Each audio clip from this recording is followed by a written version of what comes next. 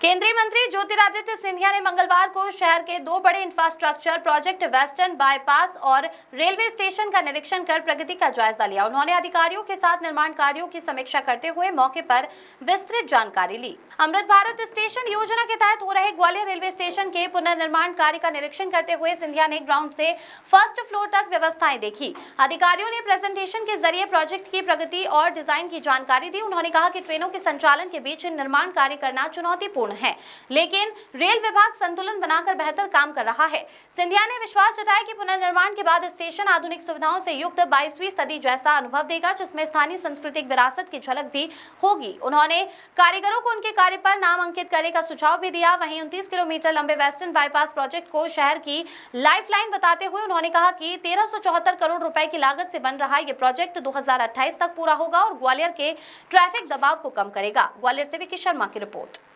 आप पेपर में था बाबा, आपके पेपर में था, आपको नहीं मालूम। पश्चिमी बाईपास का भी निरीक्षण आज किया मैंने। पश्चिमी बाईपास ग्वालियर का विकास का एक नया लाइफलाइन बनेगा और ग्वालियर आगरा एक्सप्रेसवे जहां अंत होता है वहां से 6 किलोमीटर पूर्वी एक्सप्रेसवे को लेकर फिर पश्चिमी एक्सप्रेसवे की शुरुआत होगी। 29 किलोमीटर की पश्चिमी एक्सप्रेसवे है। 1374 करोड़ रुपए की योजना है।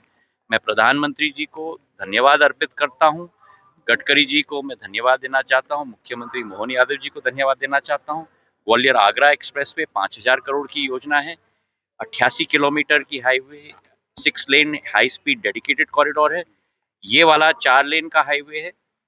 ये ग्वालियर की आर्टरी बनेगी। जैसे पूर्वी तरफ एक्सप्रेसवे है वैसे पश्चिमी तरफ एक्सप्रेसवे होगी। पूर्वी तरफ एक्सप्रेसवे झांसी के साथ जुड़ती है, पश्चिमी एक्सप्रेसवे शिवपुरी के साथ जुड़ेगी। तो ग्वालियर का विकास जो अभी सेंटर पॉइंट से केवल पूर्वी क्षेत्र में हो रहा था, ग्वालियर का विकास अब पश्चिमी क्षेत्र में भी होगा। उसी सोच के साथ मेरे पूज्य पिताजी ने साड़ा को गठित किया था, जहां 30,000 हेक्टेयर की जमीन दी गई है। आज वो साड़ा उनके नाम से जाना जाता है, Shrimant Madhavrao Scindia counter magnet city. वो चाहते थे कि ग्वालियर दिल्ली का काउंटर मैग्नेट बने, एक औद्योगिक और शहरी मेट्रोपॉलिटन एरिया के रूप में। जो बीज उन्होंने बोया था आज वो तैयार हो रहा है वट वृक्ष के रूप में। ये ग्वालियर आगरा एक्सप्रेसवे और पश्चिमी एक्सप्रेसवे मिलाकर 6000 करोड़ की योजना है। उसके साथ आप मिला लो, उनके समय में जब मेरे पूज्य पिताजी मानव संसाधन मंत्री थे तब अटल बिहारी वाजपेयी IIITM की स्थापना उन्होंने पश्चिमी साइड में की थी। साड़ा में अनेक सरकारी दफ्तरों को लाया था। उसी के साथ मैंने जब क्रिकेट स्टेडियम MPCA का बन रहा था, मैंने निर्णय लिया कि पूर्वी क्षेत्र में हम नहीं बनाएंगे, पश्चिमी क्षेत्र में बनाएंगे। और 300 करोड़ का क्रिकेट स्टेडियम अब तैयार होके खड़ा हो चुका है। अंतर्राष्ट्रीय जगत के मानचित्र पर ग्वालियर को लाया है। तो जब ये पश्चिमी एक्सप्रेसवे तैयार होगा, जो जनवरी 2028 तक तैयार होगा, तब ग्वालियर की ट्रेन शताब्दी के रूप में नहीं, गतिमान के रूप में नहीं, लेकिन जैसे प्रधानमंत्री ने भारत में लाया है, बुलेट ट्रेन के रूप में आगे दौड़ेगी। बहुत बहुत धन्यवाद। सरकार को लेकर लगातार बीजेपी में जो युद्ध छिड़ा है, एक ही प्रोजेक्ट को लेकर कभी सांसद तो कभी केंद्रीय मंत्री सिंधिया। देखिए, इसमें केवल कांग्रेस पार्टी जैसी पार्टी को प्रॉब्लम होगी।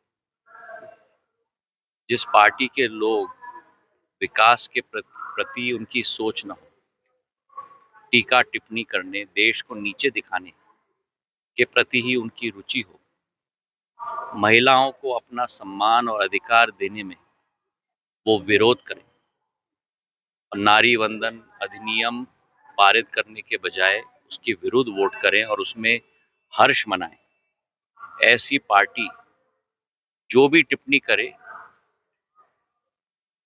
वो उनको ही मुबारक हो। भारतीय जनता पार्टी का नेता नहीं, एक एक कार्यकर्ता प्रधानमंत्री जी के नेतृत्व में विकास के प्रति, प्रगति के प्रति कटिबद्ध है और संकल्पित है। और जनता को खुशी होनी चाहिए, आपको भी खुशी होगी, पर कांग्रेस को जरूर बुरा लगेगा अगर कार्यकर्ता निरीक्षण करें। आपको भी तो रिपोर्ट हम लोगों को पेश करना है और ऐसे निरीक्षणों के आधार पर आपको हम लोग रिपोर्ट पेश कर सकते हैं ताकि आप जनता के समक्ष रिपोर्ट पेश करें। हम वो पार्टी नहीं है प्रधानमंत्री जी के नेतृत्व में जो केवल शिलालेख तक अपने आप को सीमित रखे। मेहनत मशक्कत करना ये भारतीय जनता पार्टी के रग रग में है और उसी के तहत प्रधानमंत्री जी के नेतृत्व में हम सब कार्य कर रहे हैं। बहुत बहुत धन्यवाद। कई डेडलाइन यहाँ की निकल चुकी है सर, और उसके बाद नहीं देखिए आप ये समझिए, हम लोग वहाँ ये पहुंचे। समझिए कि ये एक चल चलाता हुआ रेलवे स्टेशन है। ये ऐसा साइट नहीं है जो मैंने आपको दे दिया और आप रात और दिन काम करो। आवागमन है, ट्रेन आ रही है, ट्रेन जा रही है, यात्री उतर रहे हैं, यात्री चढ़ रहे हैं। उस वातावरण के बीच में मेरा रेल विभाग इस बड़े ढांचे को खड़ा कर रहा है। आवागमन की सुविधा भी बाधक न हो, किसी को कष्ट भी ना हो और काम भी चले। आसान नहीं है और उस वातावरण में मैं धन्यवाद देना चाहता हूँ रेल विभाग को और रेल मंत्री जी अश्विनी वैष्णव जी को कि इतनी प्रगति हम तीव्र गति से कर रहे हैं।